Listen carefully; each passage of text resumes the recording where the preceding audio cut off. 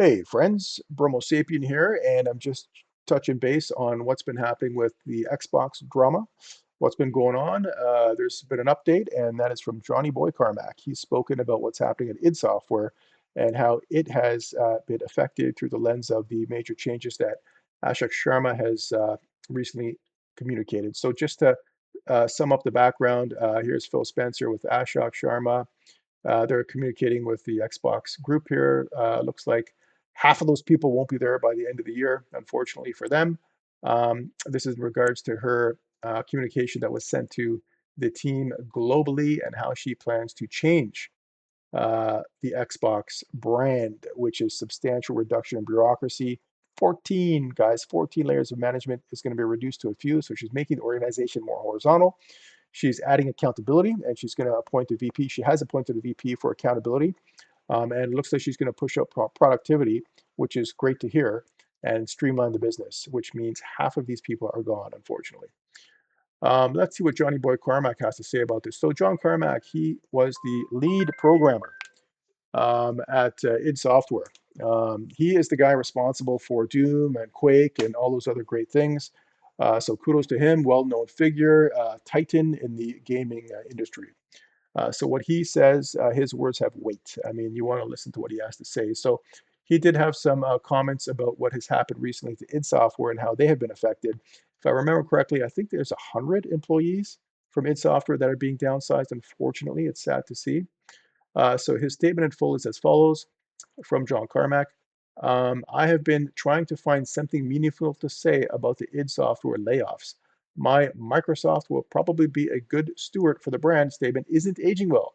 And this is certainly going to dampen the mood of the founder reunion at QuakeCon next month. So when Microsoft purchased Bethesda, which owns, or ZeniMax, which owns ID Software, he made the statement that Microsoft will probably be a good steward of the brand, the ID Software brand. I think he made that on Twitter at the time a few years back, and so here we are revisiting that statement. And yeah, it sounds like right now that statement is not aging well. So kudos to him for saying that and acknowledging that. I'm saddened, but I can't muster anger or outrage over it. I don't have access to the books, but I suspect that id Software was a marginal business from Microsoft's perspective. I believe the reports that Minecraft revenues have been carrying several other studios. Yeah, I mean, Minecraft is the new Titan. It's the new Doom. To continue being produced long term, games need to succeed, not just be beloved. That's a very important statement, right? So Doom, Quake, these are beloved games, but you need to find a way to make them succeed, not just a fond memory, but they actually have to have business sense. And I don't think id Software did that effectively, or ZeniMax, or Microsoft. Games are competing with every other option for spending your leisure, time, and money, and the competition is brutal. You can't rule out the possibility that executives are idiots. I'm going to say that again. This is from John Carmack. You can't rule out the possibility that executives are idiots, but that shouldn't be your default belief. And the competition is, you can't rule out the possibility that executives are idiots, and that shouldn't be your default belief. I don't think there is any obvious path that would have doubled the revenue from id Games. That's an interesting statement from John Carmack.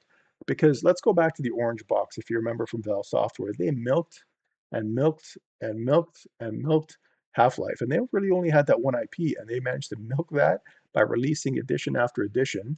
And they did very well from a revenue standpoint. So you got to wonder, could id Software have done something like that because they had a larger library? And could they have used nostalgia and added that with a business sense of releasing special editions more so than they already did, right? More so than they already did, to see if they could enhance their revenues. Could they have gotten more with a different pricing strategy? Possibly. Could they have created more things for fans to buy? Absolutely. The fans wanted it.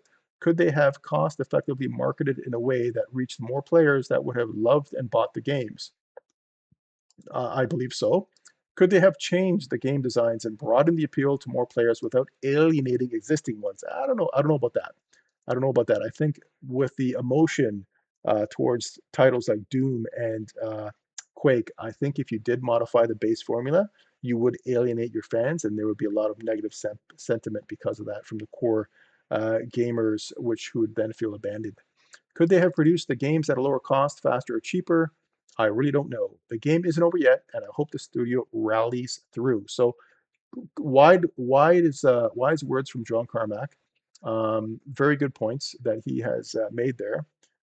Kudos to him for stepping in and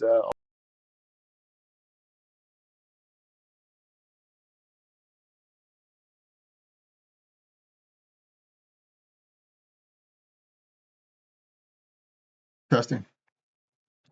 So yeah, wise words from John Carmack, and kudos to him for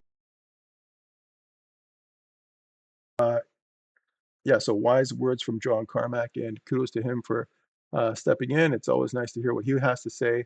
I'm glad that he did make a statement, and acknowledging that his older statement probably wasn't the best choice of words today was interesting insight. Who knows? Maybe he'll be proven wrong. Maybe the Xbox will turn around. We can only hope, but maybe that's cope. So that's all I have to say for today. I hope you're all doing well, and let's see what Ashley Sharma has to do, and if she can pull a bunny rabbit out of a hat and revitalize the Xbox brand. I hope she does, because if she does, that means better choice for consumers, which is what we all want.